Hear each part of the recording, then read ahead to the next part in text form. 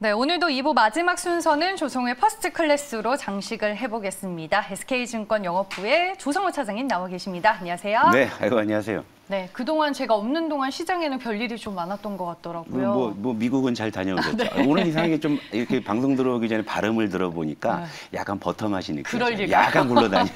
네. 근데 안 계신 동안에 네. 시장이 쉽지는 않았는데 당분간은 조금 더 이렇게 어려운 국면일 가능성이 좀 있지 않나 싶어요.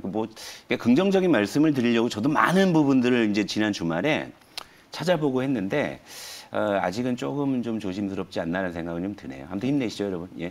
아니, 지금 많은 분들의 계좌가 예. 좀 희비가 갈릴 것 같아요. 최근에 예. 좀 잘 가는 업종들을 들고 계신 분들 같은 경우에는 그나마 수익이 좀 찍혀서 지금 시장에서 버텨주는 힘이 될 거고, 그 외에 시장에서 좀 소외가 되고 있는 섹터들을 들고 계신 분들께서는 지금 계좌가 상당히 많이 망가지셨을 거란 말이에요. 네, 그러니까 오늘부터 저 포트 상담 다시 좀 재개할 거니까 네. 많이 신청해 주시고, 그리고 중요한 점 뭐냐면 이런 장에도 오르는 종목들이 분명히 있기는 해요. 그러니까 예를 들면 10개 중에 하나, 2개 정도 오를 겁니다. 아마 확률적으로. 그런데 제가 여기서 이제 여러분들께 말씀을 드리고 싶은 건, 내가 정말 기어이 이걸 찾아내겠다라고 만약에 마음을 먹으셨다면 정말로 이거 링거 꽂고 이 병원 입원하실 각오로 들여다 파야 되는 거고, 그런 것들은 여기 보면 우리 이제 방송에 계신 매니저분들이 그런 거 참 잘하시더라고요. 단기적으로 이런 것들. 네. 그런 걸 참고하시면 되는데, 저는 기본적으로 보세요.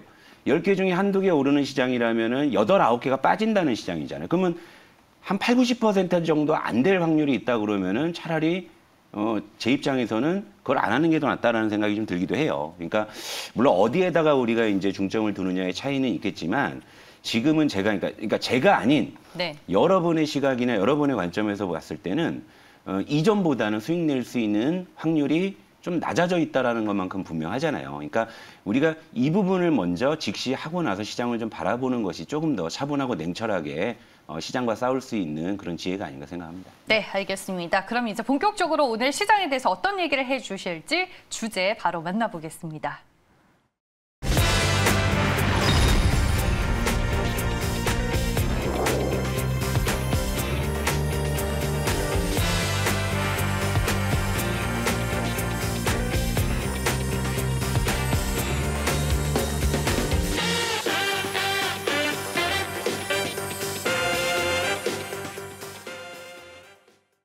네, 오늘부터 이제 포트 상담이 재개가 됩니다. 027-482, 027-482로 전화 주셔서 조성우 차장님에게 직접 여러분들의 계좌와 포트 상담 받아보시길 바라겠고요. 샵 2034로 문자 남겨주셔도 상담 가능하니까요. 많은 연락 주시기 바라겠습니다.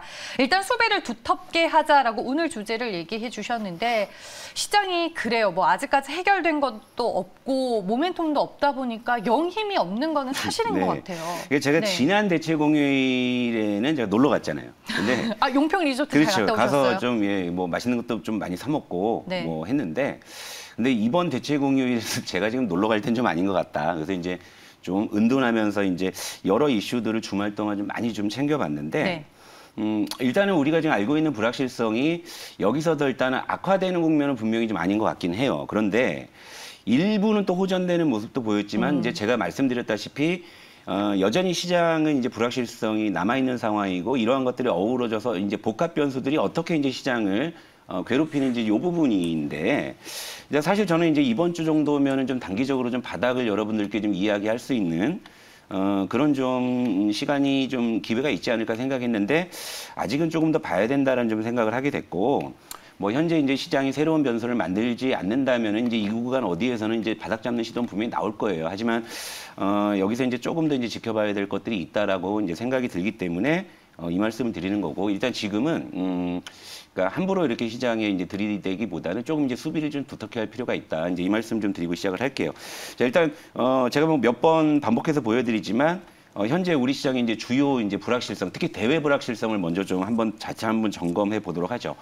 일단 그 미국의 이제 부채 한도 이슈는 일단 걷어냈죠. 그거에 이제 합의를 했으니까. 한데 아직도 이제 이런 변수들이 좀 남아 있죠. 자, 제가 여러분들께 말씀드렸다시피, 자, 빨간 글씨는 복합 변수다. 서로 어우러져서 어디로 튈지 모른다. 계속. 그러니까 가장 큰 제목이에요. 사실 그러니까 테이퍼링 금리 인상은 원래 테이퍼링만 하려고 했다가 저 에너지 가격 급등하니까 인플레이션 우려가 커지죠. 그러니까 빨리 금리를 올려야 되지 않느냐, 이런 식으로 작용하는 거고. 나오고 간밤에 뉴욕 증시도 결국에 전원리로 또 이제 이거 전강후약으로 이제 내려앉은 거거든요. 그러니까 저 빨간 제목은 저 아래에 있는 헝다그룹이나 미중 무역 분쟁 저게 완화돼도 계속 남아 있을 거예요. 그러니까 저 부분은 여러분들께서 좀 보셔야 되고, 자 헝다그룹도 보시면 자체적으로 자구안을 마련하고 있고 지방정부에서의 지원도 기대되고 있습니다만 여기까지만 보면 이제 헝다그룹은 조금 뭔가 완화되는 것 같아요. 그런데 중요한 건 헝다만 완화되면 끝이 아니라 지금 이제 중국의 헝다그룹 이후에 지금 중국의 부동산 기업들의 뭐 이제 주식이나 채권 가격이 계속 폭락하고 있어요. 그러니까 지금 이제 전이 우려가 있다는 이야기예요. 그러니까 끝난 게 아니에요. 그러니까 헝다그룹 하나만 놓고 보면 뭔가 그래도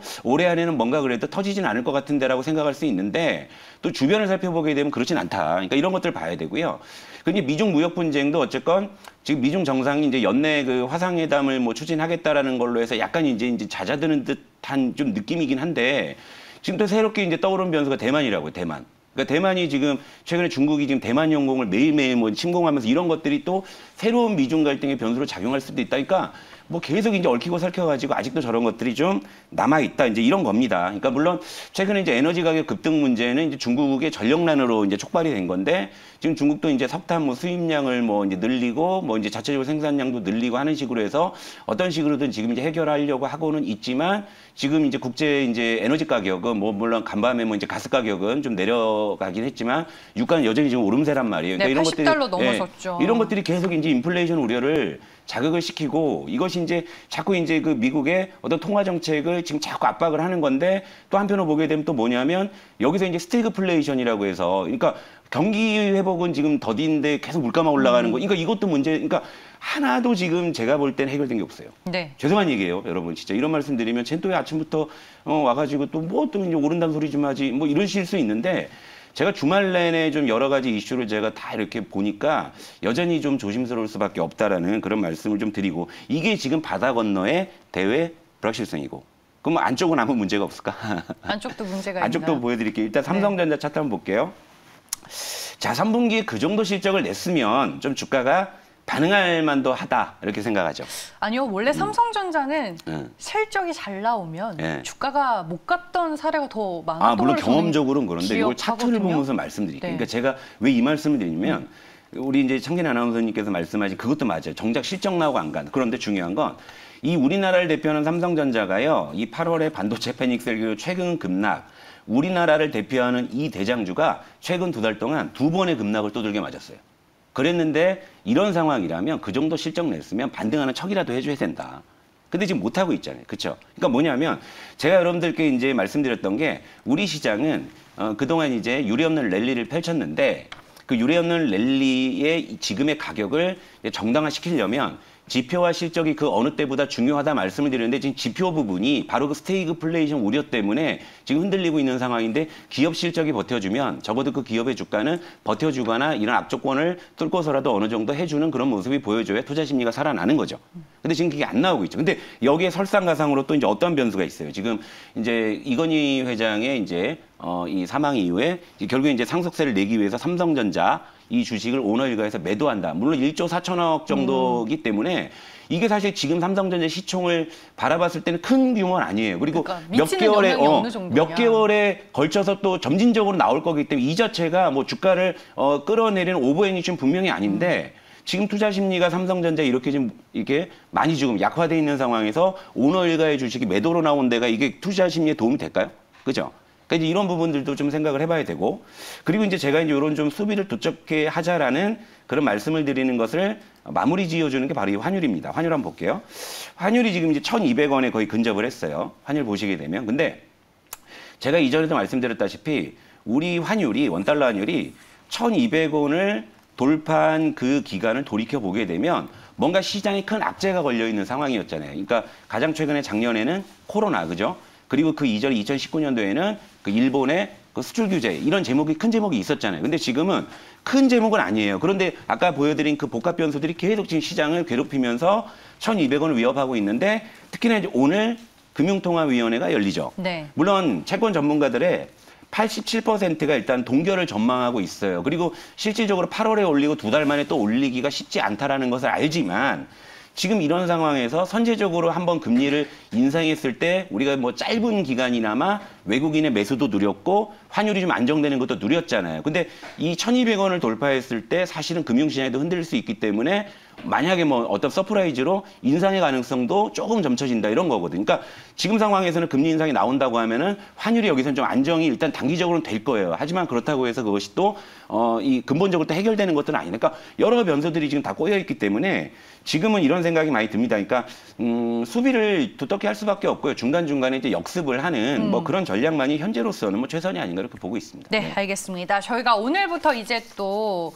다시 포트 상담을 접수받고 있습니다. 027-482, 027-482로 전화 주시면 조성우 차장님에게 직접 여러분들 포트와 계좌 상담 받으실 수 있으니까요. 지금 바로 연락 주시길 바라겠고요. 샵 2034로 문자 남겨주셔도 상담이 가능합니다. 오늘 이른 시간부터 또 많은 분들이 상담 신청을 해주고 계시고 끝번호 2889님께서는 종목 7개 가지고 있다라고 또 상담 신청을 해주셨는데 이렇게 고민이 좀 커질 수밖에 없는 시장인 것 같아요. 뭐 그렇죠. 종목도 그렇고 네. 시장도 그렇고 여러분들 혼자 고민하지 마시고 그 고민을 조성우 차장님과 함께 나누시길 바라겠습니다. 그러면 우리가 시장에서 이 불확실성들이 다 해소가 될 때까지 기다려야 돼요. 좀 안정이 되는 걸 기다리는 게 답이에요. 그러니까 물론 제 원칙이 있고 철학이 있는데 약간 이제 유연하게 좀 시장에 접근을 해야 돼요. 그러니까 지금 무엇보다 지금 중요한 건 말이에요, 여러분. 대마가 죽으면 안 됩니다. 대마가. 그러니까 예를 들면 여러분 지금 신용이나 뭐 담보대출 같은 거 이제 레버리지 쓰시는 분들은 좀 선제적으로 좀 안 그래도 얼마 전에 반대매매 한번 나왔던 거 기억하시잖아요. 지난주에도 반대매매 물량이 좀 시장에 반대매매 부담이지 그 않았어요? 물량이 금융위기 이후에 2번째 규모로 나왔어요. 근데 여기서 시장이 조금 흔들린다고 하면은 이런 거예요. 반대매매는 내 의지와 상관없이 물량을 털린다 이런 거거든요. 그러니까 만약에 이제 과도한 레버리지를 쓰시는 분들이라면 좀 그런 걸 선제적으로 좀 통제하셨으면 좋겠고요. 잠깐 코스피 차트 보고에 말씀을 드릴게요. 네. 일단 저는요. 일단 간단하게 말씀드리면 코스피가 3,000원 회복하기 전까지는 전면전은 안 할 거예요. 주력 부대는 다 뒤로 물려놓을 거예요. 그러니까 전면전 안 할 거예요. 왜냐하면 제가 전에도 말씀드렸다시피 시장이 의미 있는 구간 전저점 그리고 또 심리적 지지선인 3,000포인트를 다 개보로 깼단 말이에요. 그리고 지금 회복을 못하고 있잖아요. 그러니까 코스피가 3,000을 회복하기 이전까지는 전면전을 펼치는 일은 없을 것이다. 중간중간에 대신에 게릴라 전술로 뭐 트레이딩 중심으로 접근할 거예요. 근데 역설적으로 보면 이런 국면이라면 종목을 굉장히 안 하는 제가 역설적으로 종목을 더 많이 할 수도 있는 그런 구간이기도 해요. 그러니까 아무튼 작은 수익을 지금은 좀 누적하는 전략으로 일단 해봐야 될 것 같고요. 주력 부대에 대한 전면전은 좀 이제 시간을 좀 더 지켜보면서 해야 되겠다. 이 정도로 해서 마치고 내일 또 말씀드릴게요. 네. 한마디로 시장에서 큰 욕심을 내지는 안 돼요. 말자. 지금은 그럴 구간은 아니다. 조금 조심하자라고 마지막에 얘기를 해주시는 것 같습니다. 한 주가 시작되는 화요일인데 오늘도 이번 주 또 어떻게 대응하면 좋을지 저희가 맛보기로 조성우 차장의 얘기를 들어봤고요. 저희는 여기에서 인사드려야 할 것 같습니다. 오늘도 끝까지 함께해 주신 여러분 고맙습니다.